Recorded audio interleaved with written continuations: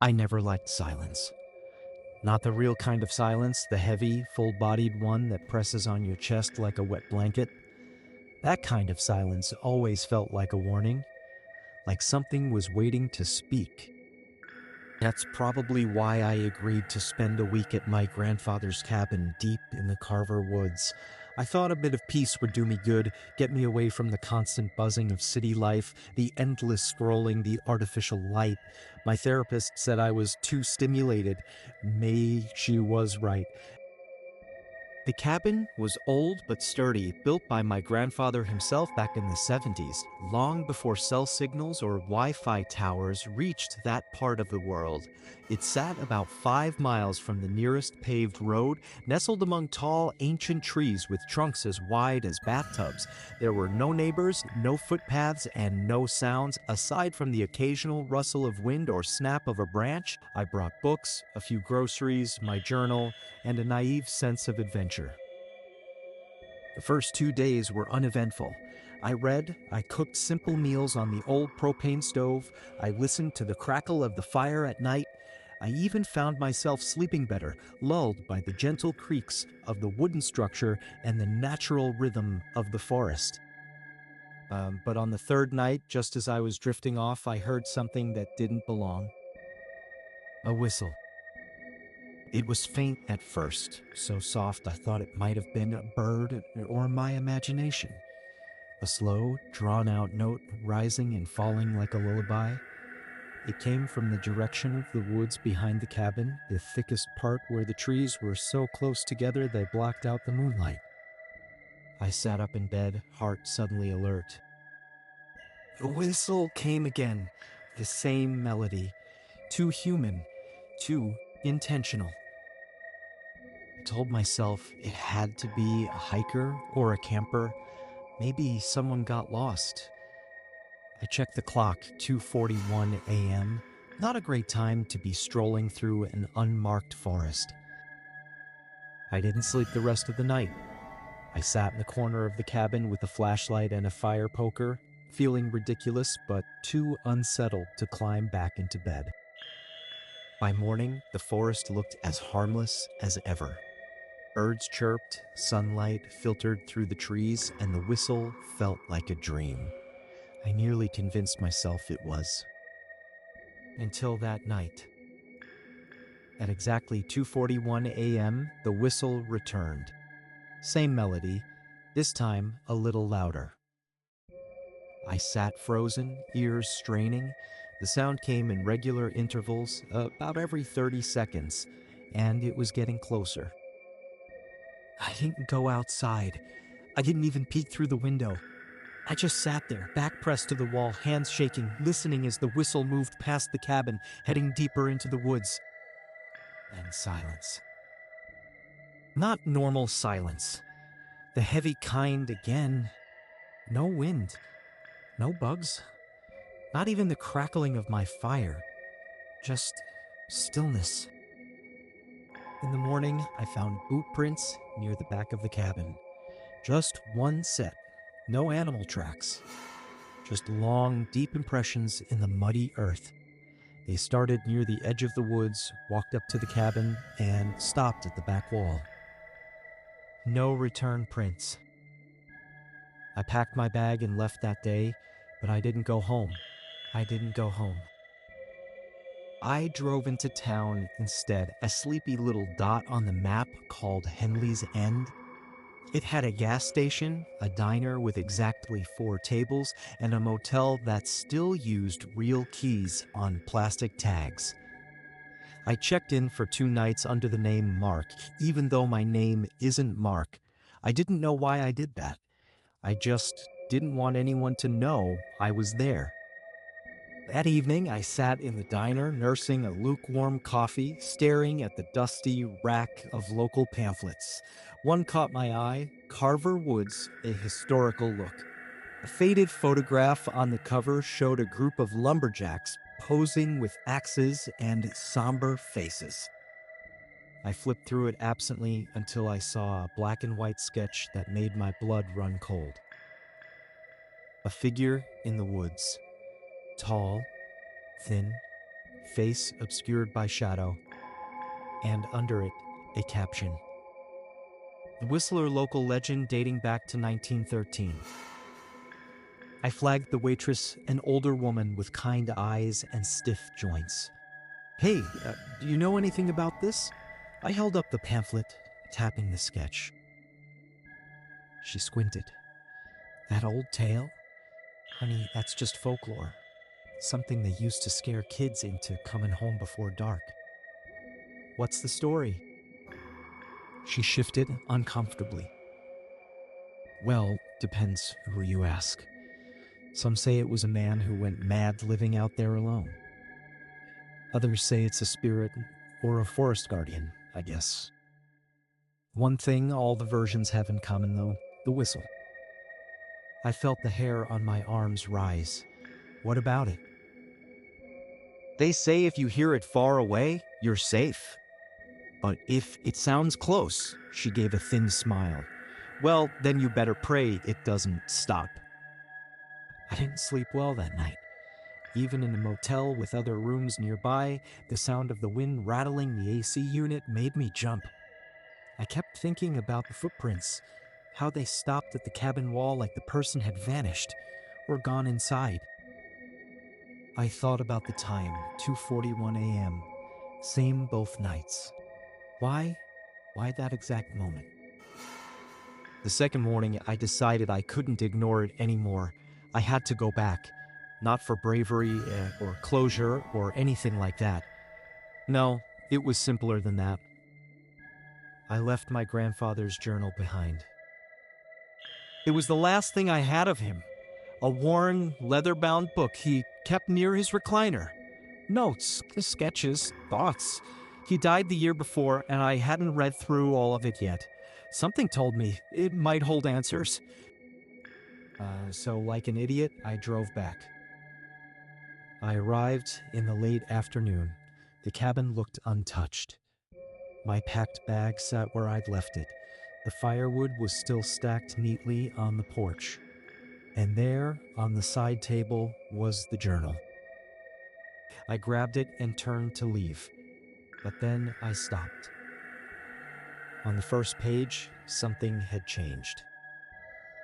When I'd last seen it, the page had been blank except for the words, "Property of Arthur Langston." Now, below his name, written in a shaky hand, were the words, "The Whistler is real. Don't whistle back." I slammed the book shut, heart pounding. That wasn't his handwriting. I knew it. My grandfather wrote with a smooth, steady flow. This was jagged, uneven, almost frantic. I should have left then. But something in me snapped. I was done running. I wanted the truth, even if it terrified me. So I stayed. That night, I set up a camera by the window, one of those wildlife cams with infrared. I left the fire low, sat in the dark with a flashlight in my lap, and waited. 2:41 a.m. It started again. The whistle. Closer this time, like someone was standing just outside the cabin, pacing. Who, we. Pause. Who, ye. Then silence. I held my breath. And then 3 slow knocks on the wall behind me. Knock. Knock. Knock. I didn't move, couldn't. Then the doorknob jiggled. Not violently, not like someone trying to force their way in. Just gently, casually. Like a friend or a child. I whispered to myself, it's not real. It's just a story. Just some local scare tactic. But the doorknob turned halfway before stopping. Then came the voice. A soft, "You heard me." I dropped the flashlight. Its beam spun wildly across the walls before dying. I fumbled for my phone, but of course, no signal. I curled up in the corner, barely breathing, and waited for morning. At dawn, I played back the camera footage. Most of it was grainy static, but at exactly 2:41 a.m., the audio kicked in, and I heard it. The whistle, exactly as I remembered, followed by the sound of footsteps, slow, crunching leaves, circling the cabin. Then a shadow moved across the lens.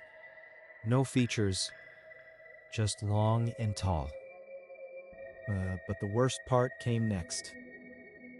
The camera caught me through the window, curled up in the corner. And standing behind me in the room was something else. I don't remember passing out, but I must have. I woke up curled in the same corner just as a strip of early sunlight bled through the gaps in the window shutters. I barely had the strength to stand. When I finally convinced my legs to move, I grabbed the journal, my bag, the camera, and left the cabin without even bothering to clean up. I didn't stop walking until I reached my car, and I didn't look back once. Only when I got back to the motel did I watch the footage again, this time frame by frame. At 2:42 a.m., a figure appeared behind me. It didn't walk into the cabin. It didn't open the door. It was just there, standing inches from where I cowered in the corner. Its outline was distorted, like static given form. No face, no arms I could see, just a long, narrow silhouette that seemed to breathe. And then, frame by frame, it leaned down toward me. I paused on the frame where its face hovered above my head. And that's when I saw it. Its mouth. Not really a mouth, more like a hole. Like someone had drilled straight through a skull and left a jagged ring. And from that hole, in the frozen still of the image, I swear I could hear it. Even in silence. A soft, mournful whistle. I nearly smashed the camera. I should have, but some part of me needed answers. I turned back to the journal. Most of the pages were random notes from my grandfather, weather logs, names of birds, sketches of trees. But near the end, past a folded section I hadn't noticed before, were newer pages. Darker. Scribbled. Paranoid. He followed me once. I whistled back. Never do that. Never. The forest doesn't forget who hears him. He marks you. The melody isn't a warning, it's a call. And answering means you belong to him now. I think I brought him back with me. The last entry read, "He stands at my bed some nights. Doesn't move. Just waits." I stopped dreaming. I only hear the whistle now. I slammed the book shut and screamed into the empty motel room. That was 3 nights ago. Now I'm back in my apartment in the city. I've locked every door, every window. I haven't slept. I haven't eaten because the whistle followed me. It doesn't matter that I left the woods. It doesn't matter that I left the cabin or the town or that I haven't told anyone. I still hear it every night. Always at 2:41 a.m. At first, it was distant, a passing memory. Then it crept closer like it did back in the trees. And now, last night I recorded myself sleeping. The video showed me tossing and turning. And exactly at 2:41 a.m., the camera picked up a whistle, soft but clear. And then, my bedroom door opened. I live alone. The video shows me asleep. And behind me, at the foot of the bed, a figure, tall, still, watching. Just watching. It never moves. It doesn't have to. And the worst part, I watched that video dozens of times. Every time the figure is closer. Even when I rewind, even when I clear the cache, re-upload the file, open it on a different device. Closer. Tonight is my last night. I know that. I can't run. I can't hide. He marked me. So if you're reading this, if you're ever walking through the woods and you hear a soft, slow whistle, don't whistle back.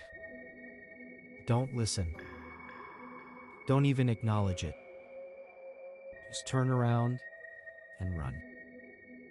Because if you hear it close, he's already inside.